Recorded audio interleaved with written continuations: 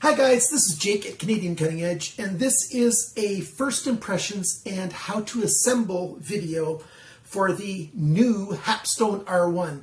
There's just a couple videos out there for this unit. I've used it for I think about 2 weeks now, getting familiar with it. And I do want to do separate videos, a review video and this video, because otherwise it would just get very, very long. So I'm going to get a close-up of this. I'm going to take it back apart so that you can see how the parts come. If you saw the unboxing video, you saw the parts already. But without further ado, let's just get at it.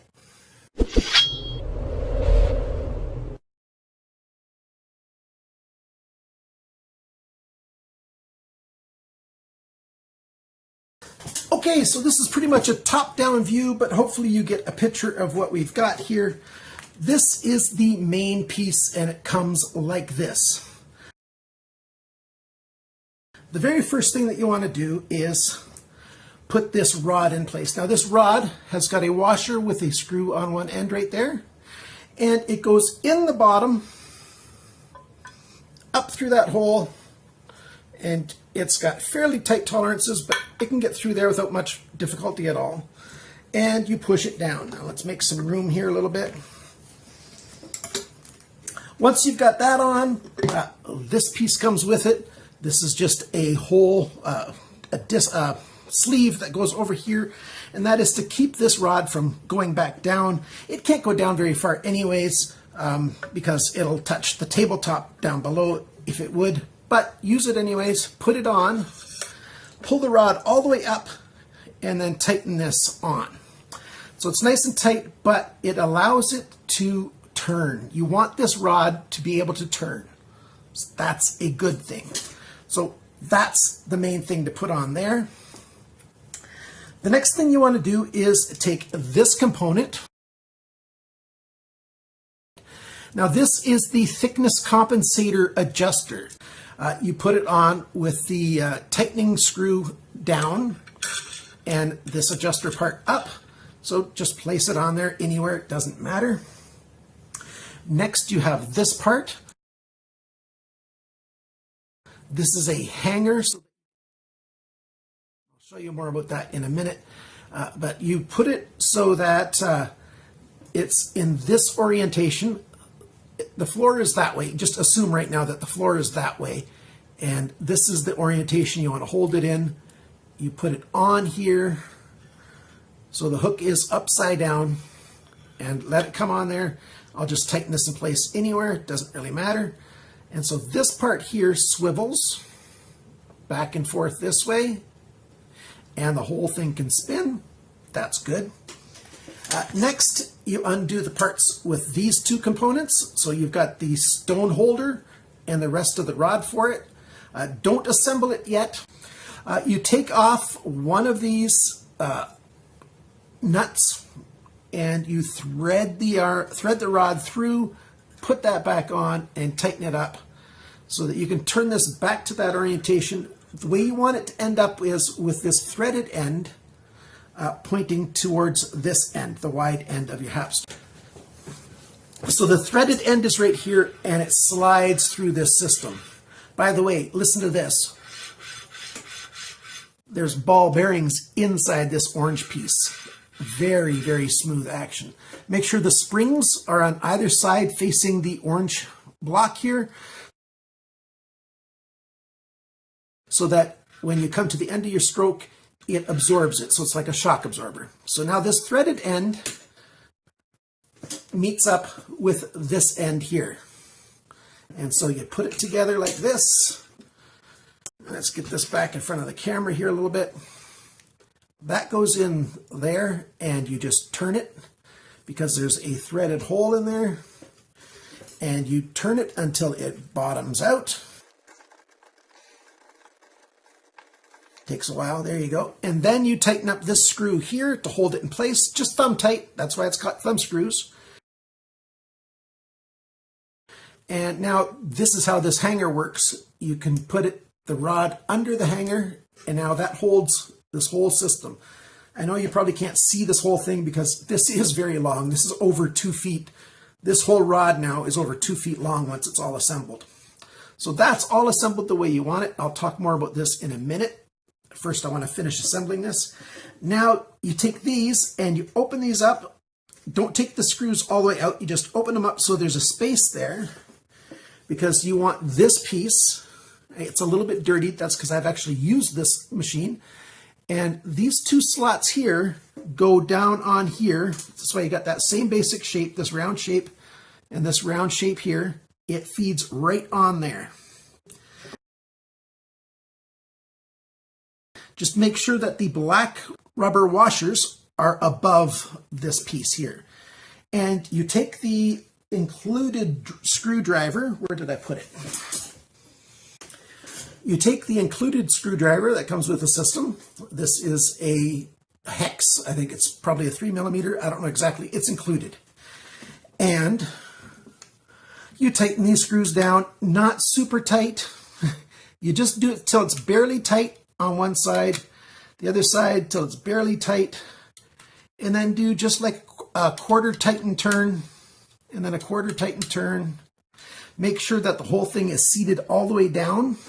Make sure it's all nicely done there, and then give it another little bit, snug it up. Not super tight, just nice and tight. Give it a wiggle, grabbing on here, grabbing right here, give it a wiggle side to side, up and down. Make sure it's all nice and snug. It's nice and snug the way it is. That's great. Now that's the main unit. You've got it pretty much ready. You can sharpen a knife right now. You can take a knife and open these up using the same screwdriver. You open these up. You open this up all the way.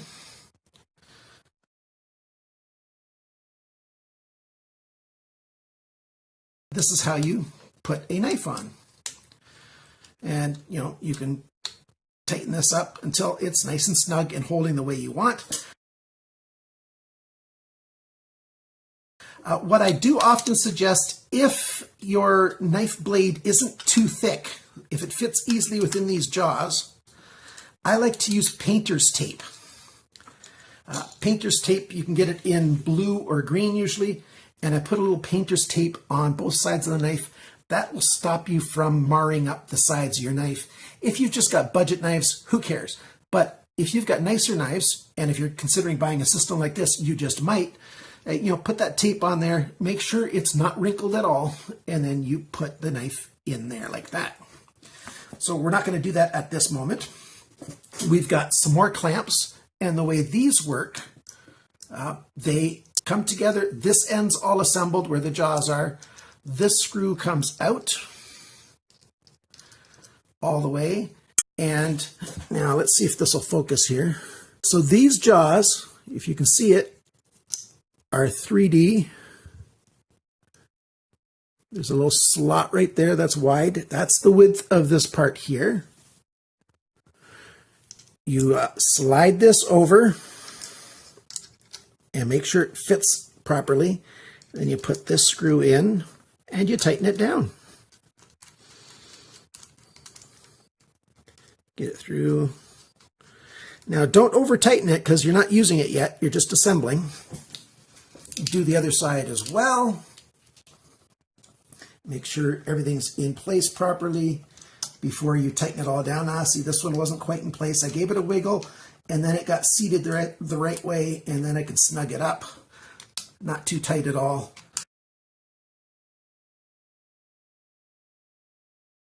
And if you spread it to the outside edges as far as it goes, then you've got a very wide grip here. You can easily sharpen a knife that has a foot-long blade, 30 centimeters. In fact, you can go way over that. This system can handle it, no problem, as long as the end of this is overhanging a table so that when you're rotating this, it won't hit the tabletop. This side coming down won't hit the tabletop. When I do the review video, I'll talk about, how to clamp different types of blades on here. I'm not going to do it on this video. Just assuming that for this scenario, we've got some flat parts on the blade. We can tighten it down so it's nice and snug. And you can tighten this as well. So this lifts up, spreads it here and squeezes it here. So if I spread this apart, it squeezes over here because this point acts like a fulcrum. If you don't understand that, don't worry about it. When I do the full review, I'll explain that in more detail.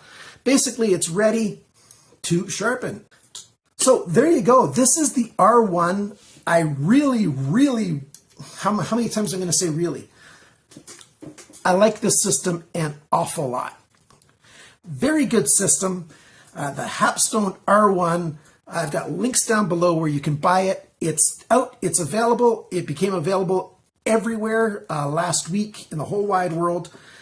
You can get it on Amazon. You can get it directly from Hapstone. You can get it from Gritomatic. Gritomatic is the company that I deal with, and so I recommend that you buy it from Gritomatic. Gritomatic does have a Amazon.com page, so you can buy it through the United States because they stock them in the United States Amazon warehouse, so it can get to you just as quick as any other Amazon item. Beautiful, beautiful knife sharpening system. I like this thing very much. Is this thing the perfect system? No. There is no perfect system that'll work for absolutely everything. It does not exist. Nobody makes something like that. Anybody who claims to do that is simply lying to you. But this system is very good for the vast majority of knives, and especially for folding pocket knives and fixed blades that are, 12, 13, 14, 15 inches. Machetes that are 1.5 feet long in the blade can work in here. Everything down to very, very small knives, except for the most super tiny knives. Like I'm talking ones that have an inch-long blade. Those, this system's just a little bit too big for. But you can do hollow grinds, flat grinds, full flat grinds, all kinds of different ways of all different types of knives that you can sharpen in here. I'm not going to show you all the details of how to do all those different ones today. That's coming in a future video. Thank you so much for liking, sharing, commenting, subscribing. This is my very first video for the month of May. The snow is melting outside. Yeah, up here in parts of Canada, we still have snow. Thank you for watching my video. Thank you for liking, sharing, commenting, and subscribing. And remember, Hapstone is a good knife sharpening system to consider when you're looking for a sharpening system. And remember, guys, always cut towards your chum, not your thumb.